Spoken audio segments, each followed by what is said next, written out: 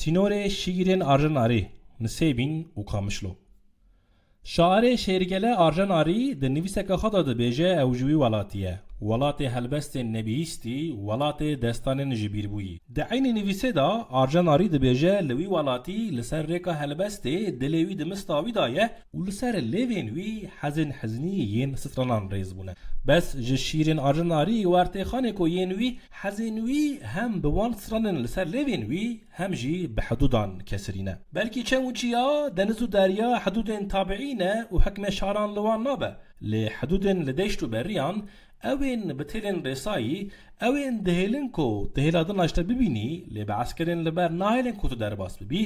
حدودن وصانه کو بدستاناتنا چیکرن و شارجتینن بقلمین دستان خالد قلبینن آرژناری کلن سیبینه لبر سر قامش لو هاتیه دنه و مزن بویه دچان شیرین خدا نشانن اشکا یک لوهلا سینور و یک لوهل دانه مثلا د شیرک خدا آرژناری د بیجه بریواره که یکو روژ لید چه آوه و د بیجه غازی او سینور نبویا د شیرکادن دا ناو تبهاتا گوره من جشیرین آرژناری یا هری حزنیه شاعر جوی خاینه را کو بشف نهاتیه او هفته ببینن د بیجه دلوی ست جاری لسینور ور بویه و د بیجه تبهاتا او دل لدو تبنخت ندبو شبکه تب تاریجی آرژناری داکو یار وره ریکاوی لسینور ودکه و خاشتکه گند رازایه کوچک رازانه هیو در نکتی استرک ونداره تلین سینور سرپش پالدانه فرسند او فرسند وره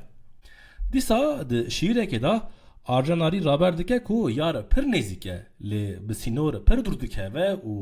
روشه جی وانی افاده دکه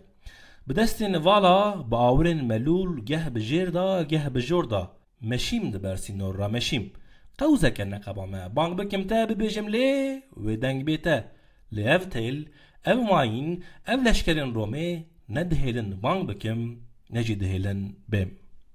zaten Fırat Ceverici di nivîseka xwe da ser salên xortaniyê yên bi dostêvî Arjanarî ra dibêje wî diltenîkî dilgirtibû lê dildara wî lalî dinê xetê li pişt têlan li Qamişlo bû. A li sînoran ne tene eşka elbet. Nehî têmêran yên li ser sînoran ketine etra qetek nan jî ketine şîra Arjanarî ku yek ji wan Zekî Hemal e. Şevekê çû û venegeriya. Beriya dayê, jinê, xuşkê moriyan girtlaş torîk ketin ser. لهلکی گوه سر لهلکی قفس سینگه زیوار زیوار جندکی زکی حمال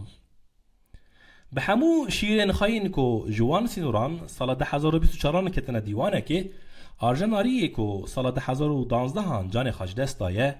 شعر ولات هلبست نبیستیه شعر ولات دستادن جیبیر بویی هینجی